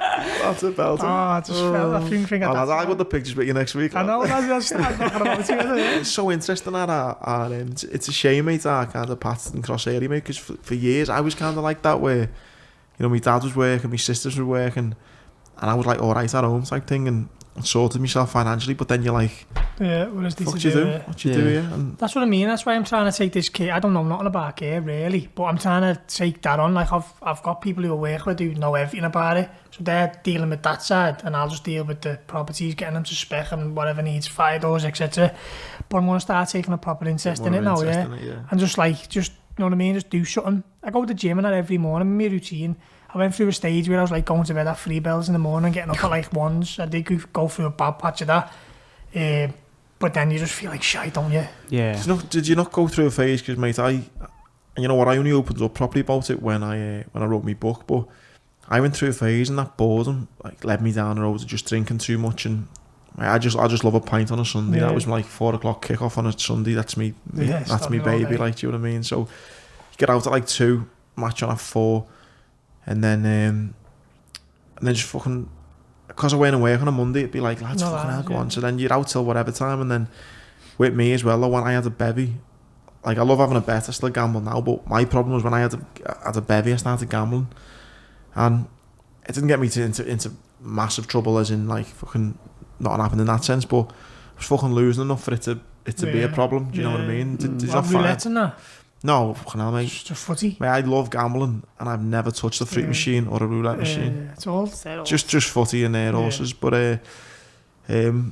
just I genuinely do enjoy it, and it was a problem where I've never been to Gamblers Anonymous, nothing like that, but it was a problem where I'm waking up the next day thinking, in the cold light of day when I'm fucking hungover, feeling like shit, and I go, fucking hell, I had X amount of grand in that account, and it's fucking not there now. See, my hangovers are that bad. This is why, like I love being pissed and I like having a bevy with my mates and all that, but my hangovers are that bad, and I get that much of a like beer fear and come down and all that, like, and I've got that much going on money wise and business wise, and I'm depressed. Bad. Yeah, I'll phone me mate Bob and I'll go, Bob, we're gonna be alright, you know what I mean? But it's not worth it. Like, it's just horrible how I feel after it. So if it didn't feel like that and I didn't really get hangover, I'd just be on the air every single weekend, mate, for 2 days, no questions. But because it makes me feel that bad, I just can't do it. I start thinking about my hangovers before I've even gone out. Honest, I do. That's how I feel now. It's like, I want to feel bad tomorrow. I won't go out then. Yeah. Oh, that beer is fucking awful. You can understand though, mate, can't you? Know, footy players, mate, or I always think, mate, people like who've been involved in sport in the military are very similar, because, you know, you've got jobs with certain, you know, responsibilities, and it's quite high pressure, and it's exciting, it's something you love, compared to someone who maybe works in an office. And I think, and then when that gets taken away and stripped back, you'd have got that kind of boredom thing where you do need to, like, get your own business or get your, because you can fucking see why there's problems like with Gaza and Paul Merson and stuff and that, where they just used to sit there bored, and they'd fucking just get on the ale or start gambling or drugs or whatever, or you can fucking easily see how it's done, can't you? No, 1,000,000%. But I just, as I say, drinking in the house and all that, it doesn't interest me at all. I'm not bothered. You know what I mean? Like, but as you say, you can, because it can help, you know, yourself when you're drunk. These problems you might have, obviously you just don't have them no more for like that time being, until you wake up again, and then it's twice as worse. Fucking hell, I wake up with more problems, mate. What message did I send last night? I just go back, just unsend it. Just delete your Facebook and that for a few days. No, I do get what you mean. No, you can't see why people turn to stuff like that, because it's a quick fix, isn't it? Yeah, of course. Time, but mate, it doesn't go, but... I mean, fair play for just like not, you know, worrying it like that. If the hangover is that bad, then I mean, to be honest, it is bad sometimes. I don't get hangovers, you know. I remember when we went out together to watch Man United versus Liverpool versus Man United on that Sunday. And I'd work in that next morning, and I was like, fucking all the things I would do to not have work today with you. I don't think you had a talk that day either. Yeah, I wouldn't go out if I had to talk the next day, because that is a job. There are jobs where you can blend the hangover. Like in the Marines, you could go out the night before, you could wake up, you could get in at 4 a.m, go to work at 8, and say work, it's like a run. So you'd just do a big run and sweat it out. You'd be fucking sick on the side of the road, and as long as you got back and done the run, no one give a fuck. Whereas now, I'm standing up on stage doing a talk, you fucking look hungover, do you know what I mean? You look like a bag of shite, and people will. So, but nah, I'm lucky I don't really get them in that sense. Mate, have you watched that Manktopia? You know about the property? No, have you not seen Manktopia? That? Yeah, mate. I thought you would have seen it with being involved, mate. It's about the property boom in Manchester. Oh, is it? Yeah, watch it on BBC, mate. It's incredible. The amount of money that is being spent. It's going up there every day, isn't it? It's insane. Yeah. Like they had I think they had the most cranes per square mile in the whole of Europe. And it was insane the amount of money that's being pumped in there. Has COVID affected your work anyway? Only with, like, we've got a site now. It's, do you know the old Norton scrapyard? No. So you come down up a pile and you go round a bend, and there's a big wall and deep going right round. Oh yeah. Where the old casino's on your left, that's there. That's our site. That's where the office is going to be. Always, always. So that's our site. So it's a great site. So we've gone in for planning for that. It was meant to be like end of August. COVID, September, end of September. So it's been pushed right back. But as you were saying here about the Manchester skyline, the problem that we've got is that we want to go with that site, especially because it's called a gateway of Liverpool. So when you come in, so they want it iconic and that, which we're going for. But then we've got the problem that the cathedral's behind us. So the historic England and all that, are like, you can't go that high because of this, because there's all views from the Wirral and all that. So that's a fact. Like we could go that and make our skyline a bit like Manchester. Yeah. We're not allowed. Pisses me off that, mate. About you hear stuff about I think they were trying to put a block on Everton's ground. I hope Everton sort that ground today, because they're going to lose the heritage site or something. Yeah. What the fuck? I don't know anyone who comes to Liverpool because it's the Wales heritage site. Yeah. They come there because the footy, because the comedy, because the music, because the people, because the fucking history, because the cathedrals. They don't come because it's the fucking Wales heritage site. That's what I mean, and you feel like Manchester's kind of leaving us behind. Can't it really, like, mate, it really is. With the skylines and the size they're going. But that's the reason why. Because it's views looking like from some views are coming from the Wirral. Oh, you can't see the cathedral. Like, who the fuck is? You know what I mean? Yeah. You can't see it from over there. Just come over and fucking look at it. Over here, yeah. But I've seen photos of Manchester even like 15, 20 years ago. Like, you know, you go around spinning fields and it's fucking brilliant, isn't it? Yeah. It's quality and what it was before. Yeah. You know, and you think, and all the money that's been ploughed into that, you only have to look like, there's those two, I think it's called the West Tower, which is taller than the Hilton. There's two of them, I think, which are taller than the Hilton now in Manchester. And like something like, I don't know, 500 apartments, just like bang, bang, wallop. And you think, you know, how far away is Manchester from Liverpool? Like 30 miles, if that. And it's like, why is all that money being pumped in there? Do you know what I mean? That's the reason like that, because obviously you've been at 20 stories in Manchester. Yeah, it's bossed out, on top of a big, obviously 20-storey height. Don't have nothing like that in Liverpool. A little rooftop, that's probably about 5-6 stories. It's just, imagine having something like that in Liverpool looking over the Mersey, the cathedral. It'd be unbelievable, wouldn't it? Yeah. We don't really have nothing like that because of that reason. So, but it's one of them, innit? Yeah. Crazy. Listen, mate, it's been a real pleasure, mate. Really enjoyed it. Yeah, thank you, mate. Good. Yeah, really. As you say, when I spoke today, just chatting on, you forget you're even doing a podcast, you just shite. Someone said to me the other day, mate, it's quite funny. So this is funny, actually. So Kieran, our mutual mate, he goes, he rang me up after one podcast and he went, fucking hell, lad, have you been fucking shagging half of Liverpool? I went, what? And he went, you on the podcast? I went, why? What did this? Because I just talk, like I'm just talking, like, you know what I mean? And apparently on one podcast with health and well-being lads, because they were talking, because again I mentioned it, but I used to go with a girl who's a vegan. So they've mentioned the vegan, and I went, I used to go out with a girl who's a vegan. And then he mentioned someone like he doesn't drink alcohol, and then I went, I went out with a girl who doesn't drink. He went, but in 10 minutes you'd said about fucking 2 or 3 girls you've got out with. But I like it though, mate, because you can just sit and talk. Yeah, and it's good. And as I said, it's like some podcasts are just footy, some podcasts, but this is broad, and like because so someone might be interested in like the psychology part, some people might be interested in the footy bit. So I used to do another podcast, and it was all down the business route, and I just got so fucking bored of like just when you're on one topic.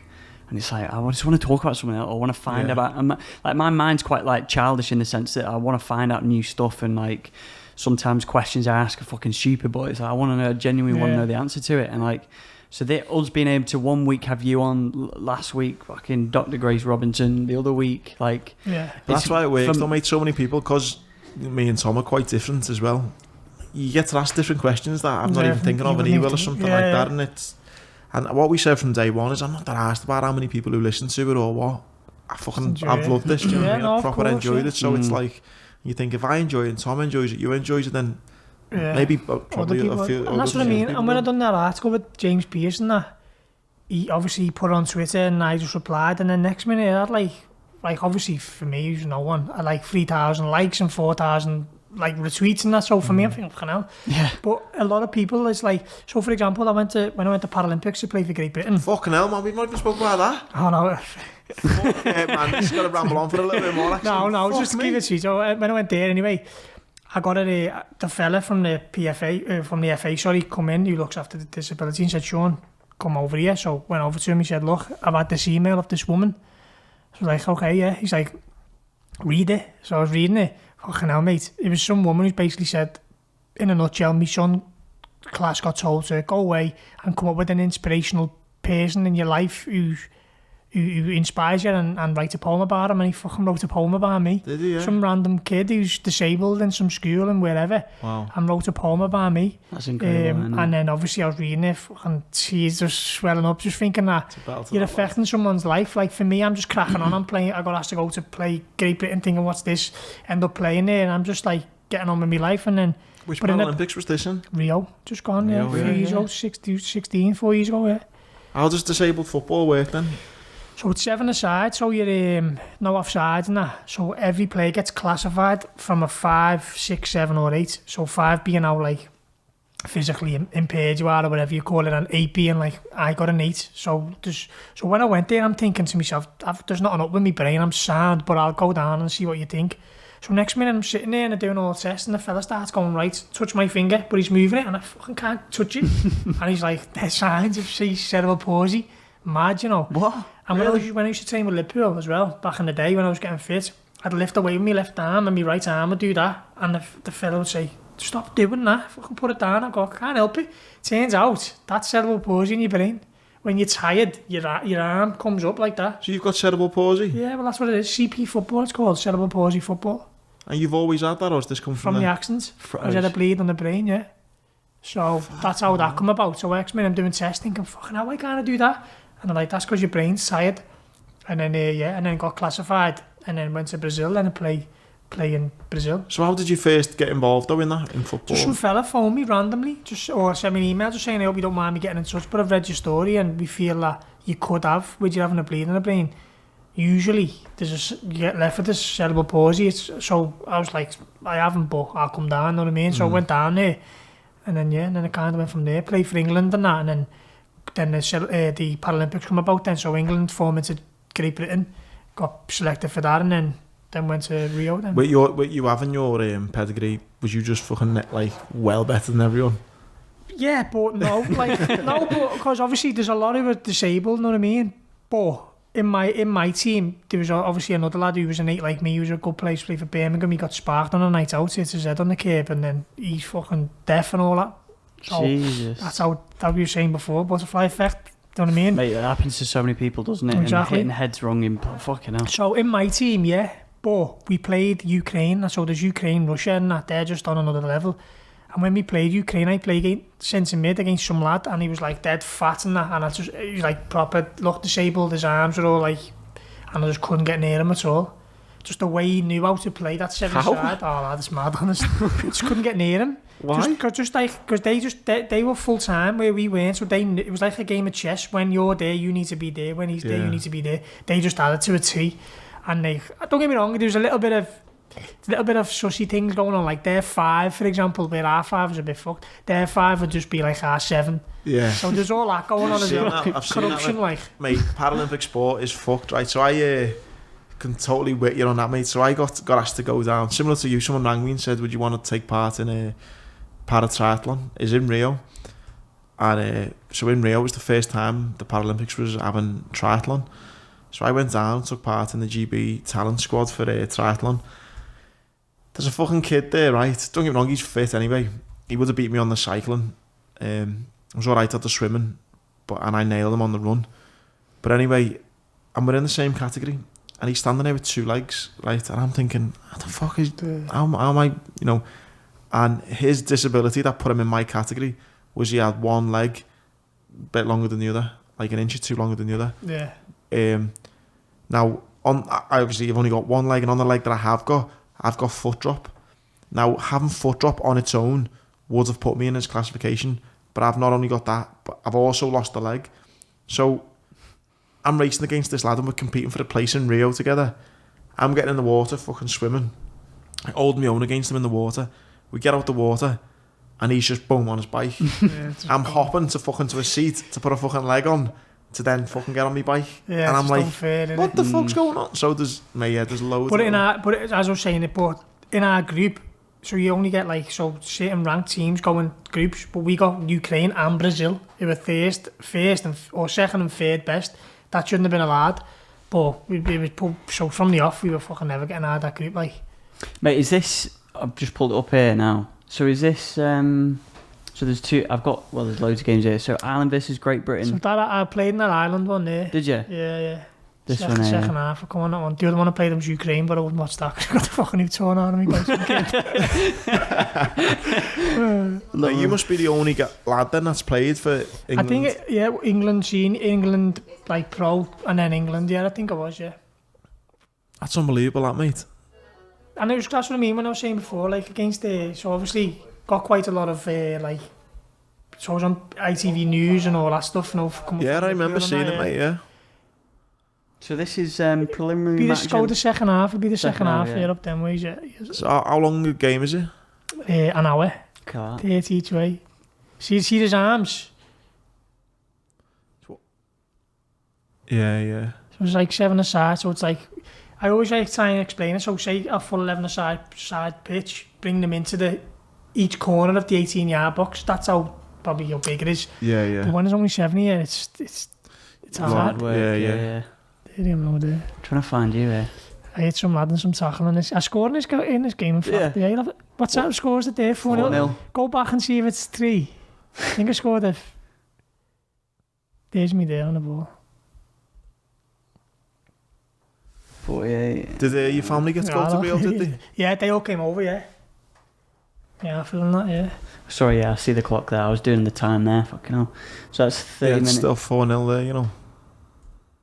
So let's go back. So it's 3-0, yeah? Yeah. Yeah, I thought that might have been it then. Fuck's sake. So all right, so it's 30 minutes each. Yeah, that's each side. go a bit more further because that's still in the first half. That. Is it 30 minutes each half? Yeah, then, 30 minutes each half. Yeah, that's half time still. It's good. I miss it. It's good. The Olympics. See that stadium is crazy. when we opened the whole tournament, it was against Brazil, so that was fully sold out. 17,000 people. Yeah.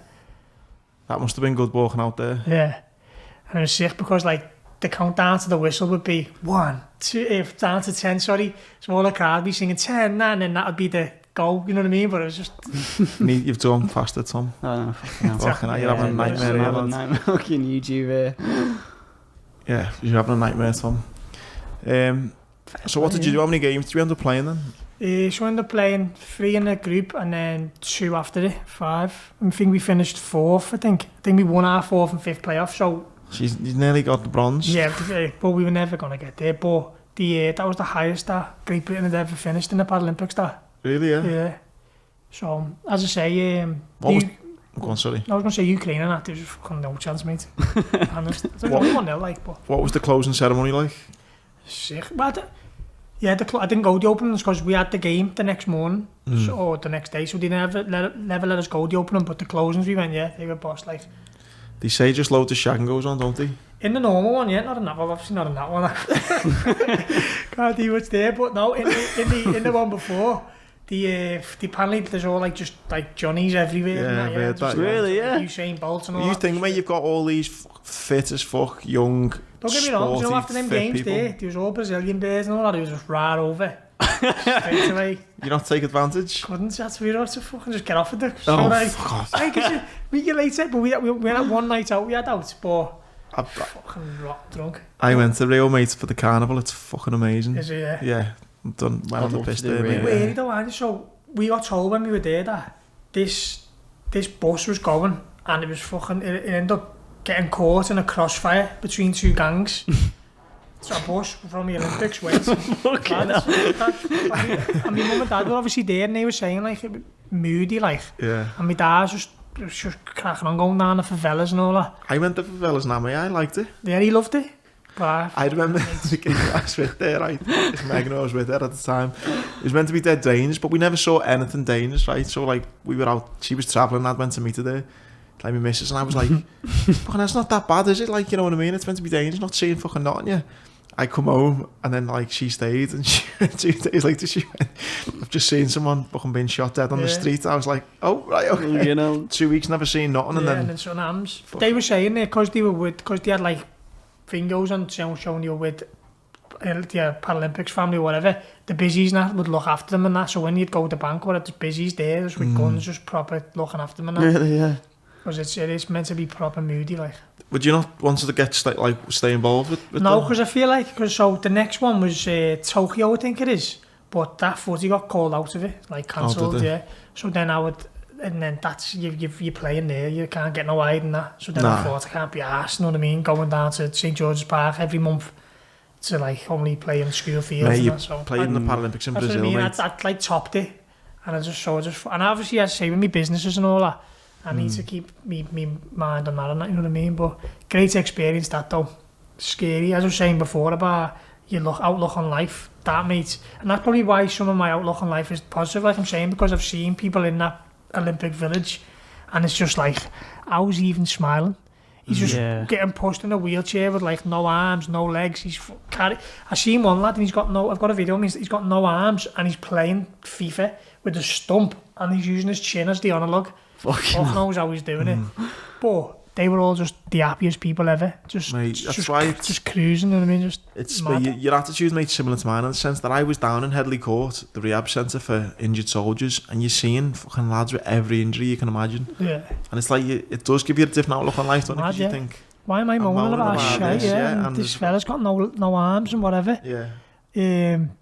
But yeah, no, it's humbling to see, isn't it, mate? I think that was a proper eye-opener, that like proper different aspect in life, but it's mad to think, mate, you've gone from fucking, you know, England, fucking all that, and then you're playing. It's mad, innit? I know. But the experience, as in, I meant that as in the experience. Yeah, now you've got like the outlook on life, mate. It make you such, mate, the experience of life that you've got now, mate, from kind of seeing both ends of the spectrum, mate. It's amazing, really, isn't it? For a young age, like 29, still pretty young. I've gone through a lot, like, you know what I mean? So as you're saying, would you not get into like motivational speaking or nothing? Would you know? I don't know, because I'm pretty shy as well. So I done a podcast the other day, and the fella's like, look, feel free to stop if you get what to say and all that. Don't worry about it, because I can cut it all out and that. Just spoke right through. He's like, fucking hell, that's the fastest I've ever been through that. He said, you know what I mean? Because I'm good at stuff like this, but I've never like stood up in front of people. But I'd be open to it if I got asked. Yeah, but if you're, hey, we'll talk after this, but that's essentially all you're doing with a talk, though. You're practicing a talk. Yeah, but kind of nailed what you want to do. You're just kind of repeating that. But in my head, though, I'm thinking, fucking hell, everyone's going to be saying, fucking shut up now, you know what I mean? But as we said before, you just don't know. Some people might find it dead interesting. Some people might be like, fucking shut up. Like, mate, that lad wrote your poem, so... Yeah, no, of course, yeah. And that's what I mean. It's just the way I am. I just don't think that... I think, mate, going through what you've been through, mate, and how you've made a success now with your businesses and property and that, mate, and what you've experienced, it's fucking amazing, man. Yeah, no, thank you. No, as I say, and it could be... And sometimes it's so, like, as I say, you come on these and that, and like some people might go, well, what are you going on there? What are you getting out of it? But it could just touch one person or two people who could be like, fucking hell, I'm fucking going through a bad time here. He's been through this, and you never know, do you? So, and I enjoy it. I enjoy talking. I enjoy. Tom will ring me next week. He's like, "What are you up to? Just having a coffee with Sean." Yeah. Just talking about motivational speaking. Up to the cinema. But no. So it's, as I say, if one person thinks that, you know, he's been through it, so I can, then that's. I'm sure it'll be a popular episode, mate. Yeah, mate. Thank you so much. Yeah, no, you're welcome. I enjoyed it. Really nice to meet you as well, mate. Nice to meet you too, mate. And don't forget the CBD. Yeah, Feel Supreme as well. Yeah. Get on it. Link in the bio. Thank you so much, mate. No worries, mate. Thank you. Cheers.